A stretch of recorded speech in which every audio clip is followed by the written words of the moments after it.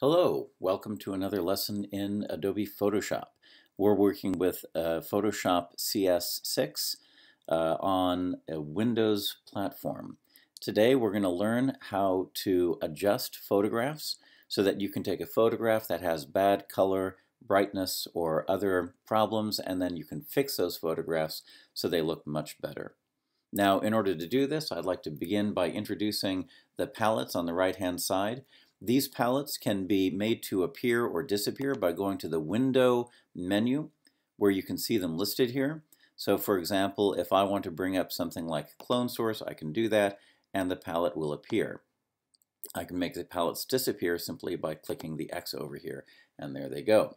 You'll notice that they appear in different forms. Some of them are already laid out here. For example, if I go to Layers, Channels or Paths, Styles and Adjustments, Colors and Swatches, I can bring them up here. You'll notice that there are some buttons over here. For example, this one is History, and it breaks out to the left. But I can take this by grabbing onto the tab here, and I can pull it down, and I can put it in a different location. For example, I could put it here with these other ones, or I could I could take the paths and make that come up, and then I could put History below that, so it's on a different level. So now I can see Layers as well as History. History went down to the bottom, so I can just click on the border, bring the History up, and now I can see both at the same time. Double-clicking on the tabs will make them collapse or expand. So really you can adjust this so that the controls are exactly the way that you want them over here in the corner. Some of the key palettes that you'll want to have up are History. This is kind of like a super undo and redo, so you can see all the steps that you've taken in changing the photograph. Layers is good if you're working with different layers, if you're copying and pasting in the photograph. We're not going to use that in this exercise, so I'm going to collapse that. And probably another one we'll be using in the future will be Styles. That's kind of a cool thing, but we're not going to use it again today. So let's just mostly focus on History here. Now, let me show you a couple of examples of how you can make corrections so that you can understand the basic tools, and then I'm going to introduce a photograph that you're going to change in the same way that I do here. So the first thing I'm going to do is go to the File menu, and I'm going to Open. I'm going to find one of the photographs that I've prepared. This is a photograph of some students in the computer making club.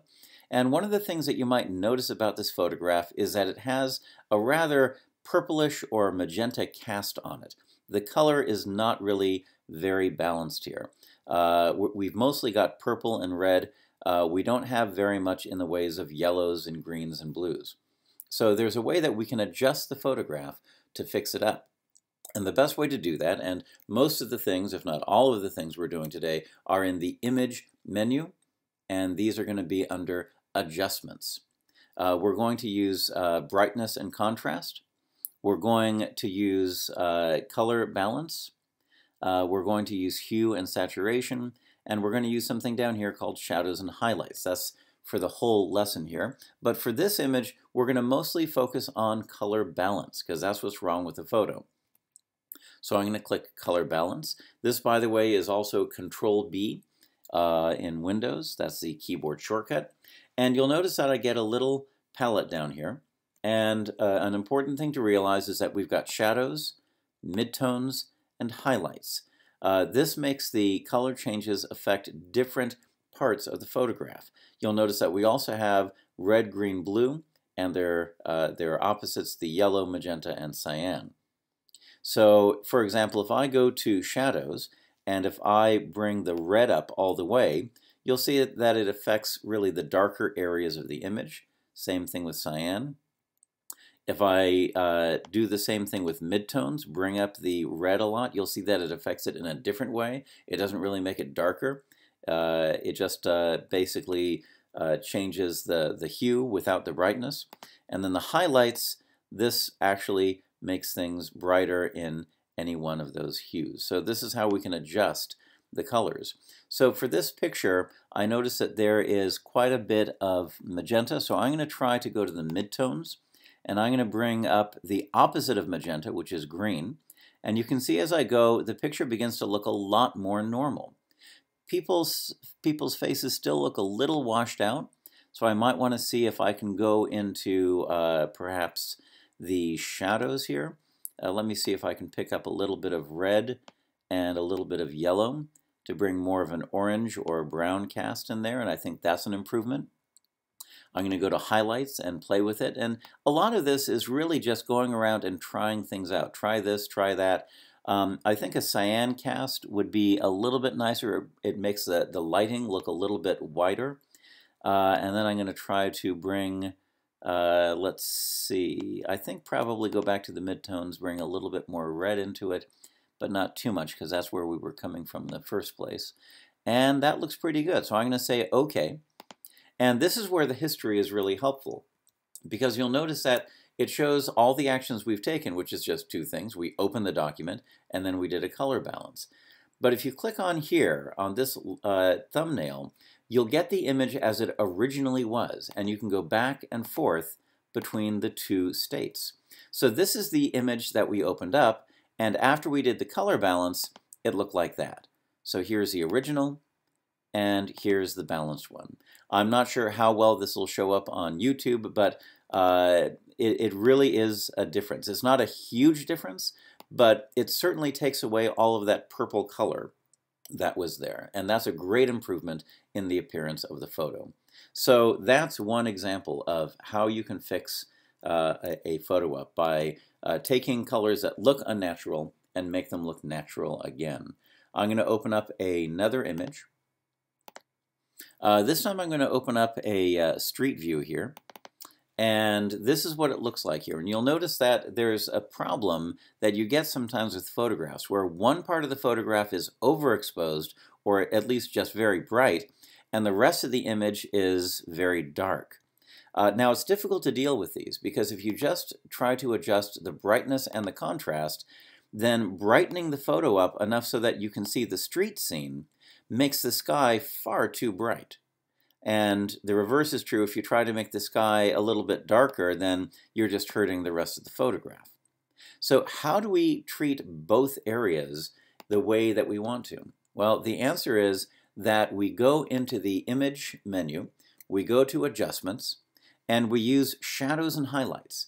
This will allow you to adjust the bright areas and the dark areas separately. So here we go. And now you will have probably an automatic setting, but you might want to bring things down to 0.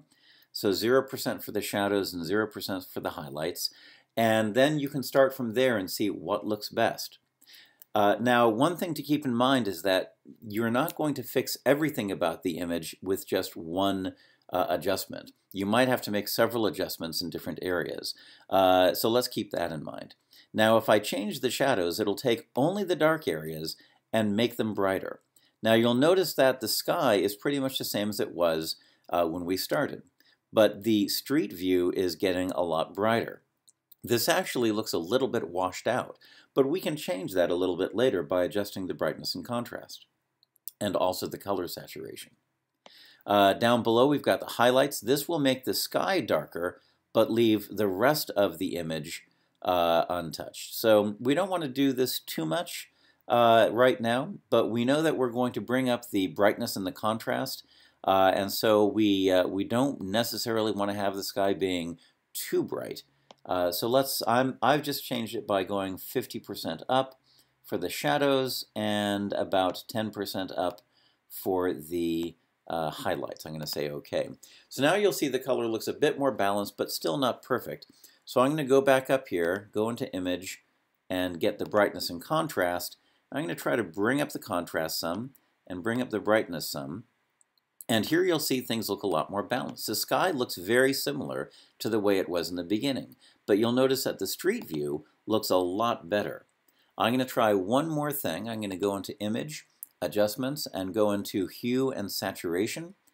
And I'm going to, here you can change the hue so that it'll be, different colors of the rainbow. This is not a control that you use very often. You can also go for lightness, make it black or white, but we're not going to use that either. The real key feature here is saturation. This allows you to either make the picture black and white or punch up the colors. This would be way too much. But if I punch up the colors by about, let's say, 25% here, you'll notice that actually it's kind of a nice balance. So there's the finished photo.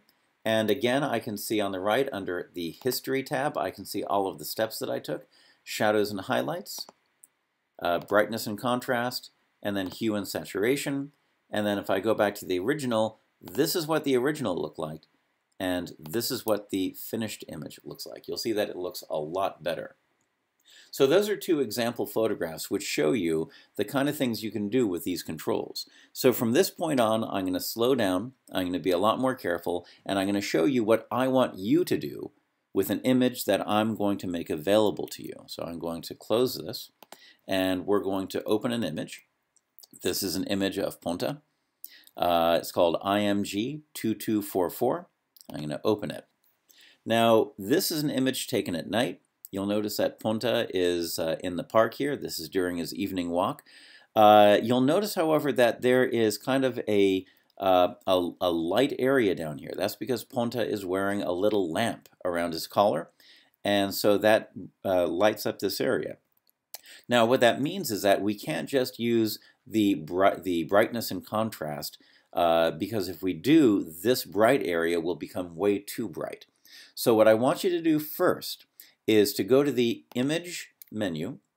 This is where pretty much everything we're doing in this lesson is located. Go to Adjustments. Again, everything is going to be in the Adjustments.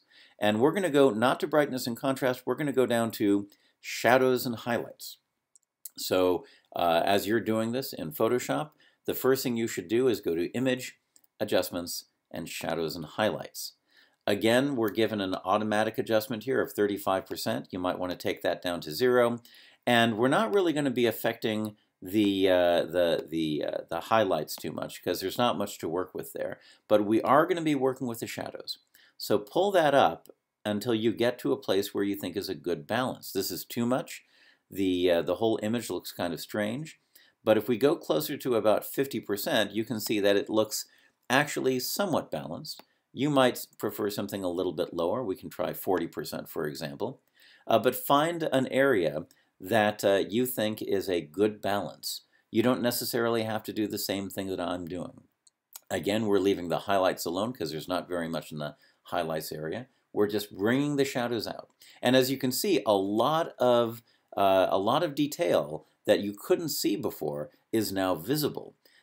Pictures that you take actually have a lot more information than you might see at first, especially dark pictures. So I'm going to click OK. And there we go. You can see immediately there's a big difference between the original image and what we just did. But it still doesn't look as bright as I'd like it to be.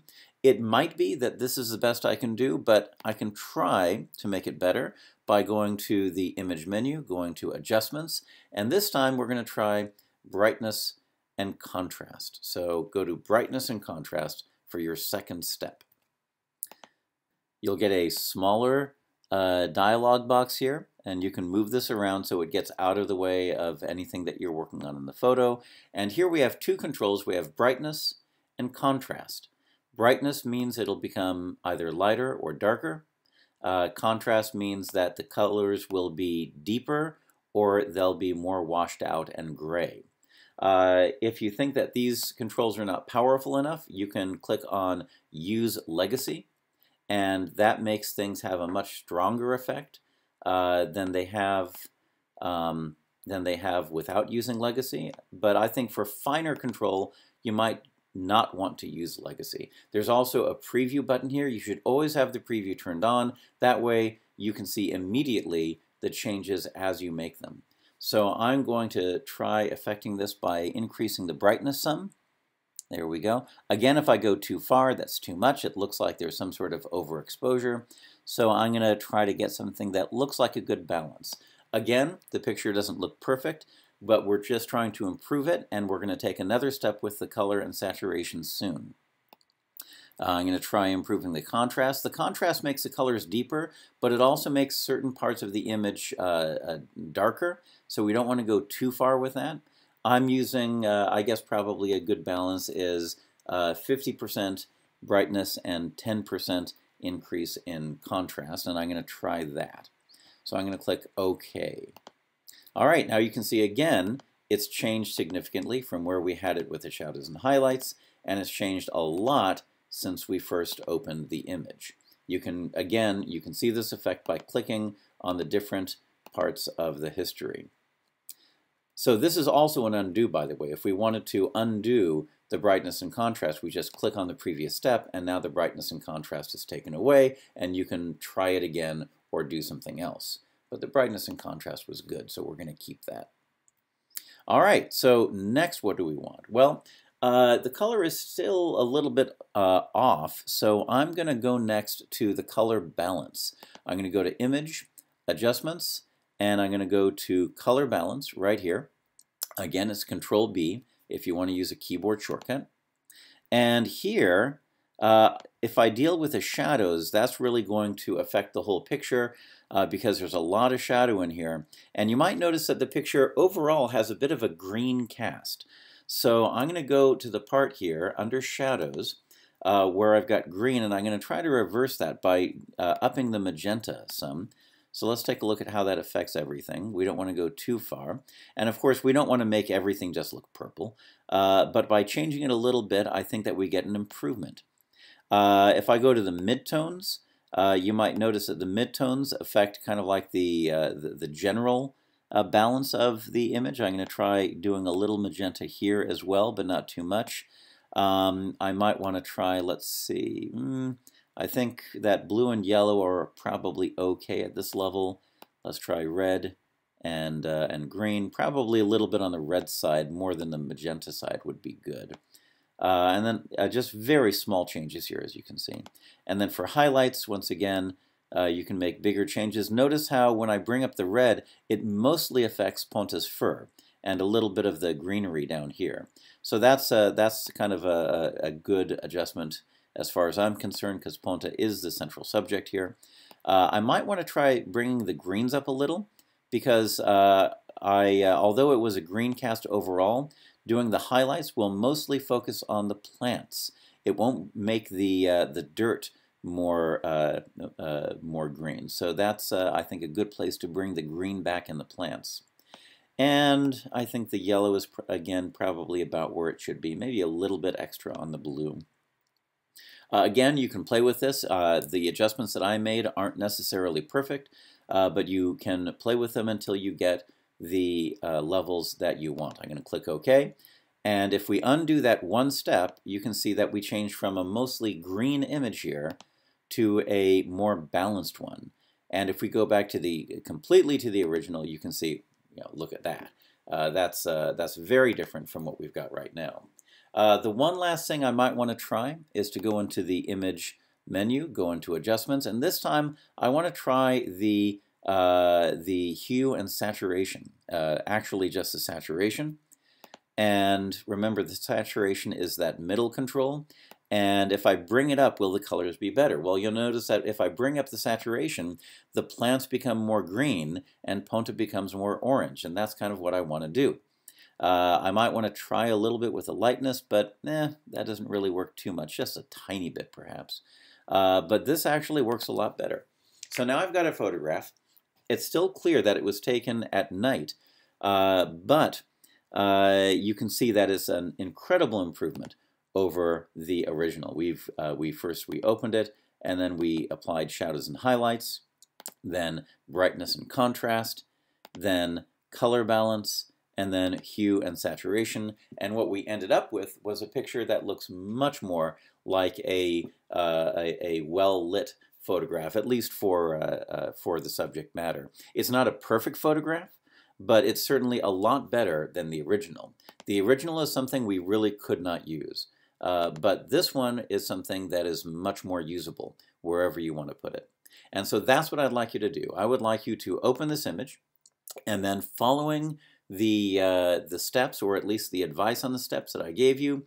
First, change the shadows and highlights to make the whole picture somewhat brighter, while not making that little spotlight down there get too bright. Then change the brightness and contrast. Bring up the brightness, especially the contrast, a little bit. Then change the color balance, get rid of a lot of that green cast, but at the same time try to punch up the orange in Ponta's coat and the green in the plants here with the highlights. And then finally, under Hue and Saturation, bring the colors out a little bit more, maybe just 1 or 2% more bright, but not much more than that.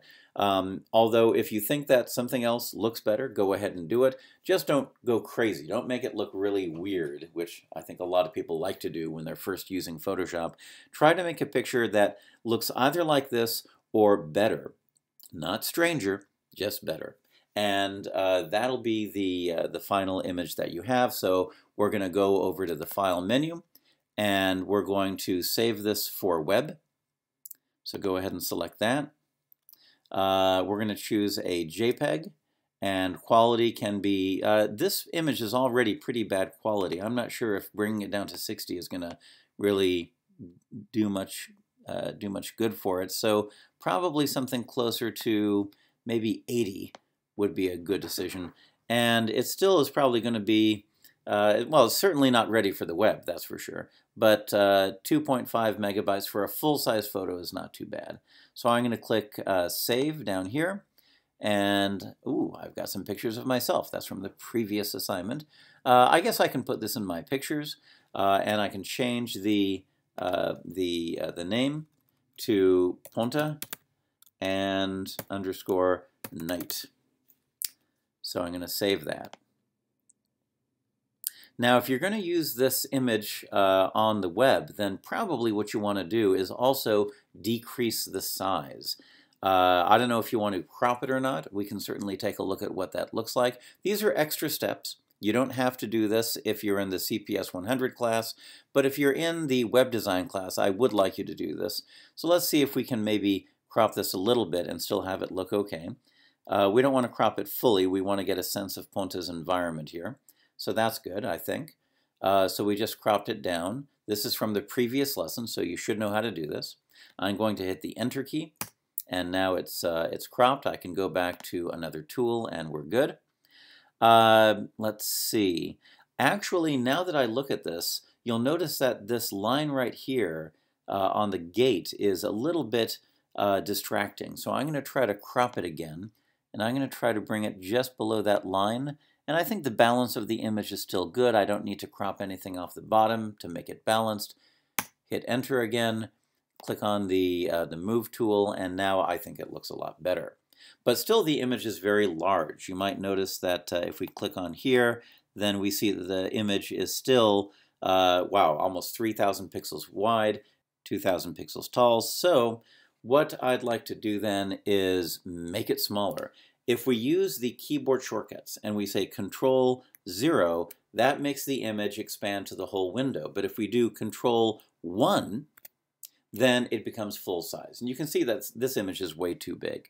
Now, making it smaller will actually have a couple of advantages. It'll make the image smaller, it'll give it a smaller file size, but also it will appear to improve the quality somewhat, because right now the image has a lot of graininess in it. So making it smaller actually will help the quality somewhat. So we're going to go to Image, and we're going to go to Image Size. And we're going to go and let's make it, let's say, maximum I'd want for a web page is 600. The height is 452. That's okay for me right now. Then I'm going to say OK. And now the image, as you can see, looks certainly much better in size for using on a web page. And I think the quality looks a little bit better as well. So now I'm going to save this. I'm going to go to Save for Web. And I'm going to keep it at 80% quality. And here you can see now we've gotten it down to under 200 kilobytes, just under, which is kind of the limit that I gave you for some of our homework and projects. So that's pretty good. So I'm going to say Save. I'm going to give it a name that's probably very similar to what we have before. I'm going to call it Ponta Night. and then another underscore and S, meaning small. And then I'm going to click Save, and there we go. All right, so again, those last couple of steps where we cropped and then redid the image size, that's an extra step that I would like the web design people to do. So the web design people should be giving me 2 photographs, the full-sized one where you fixed the shadows, highlights, brightness, contrast, color balance, and saturation. And then the second one should be the reduced version, cropped and resized. For the CPS 100 students, just do the first 4 steps. You don't have to do the second one with the crop and the image size. All right, that's it. Thank you very much.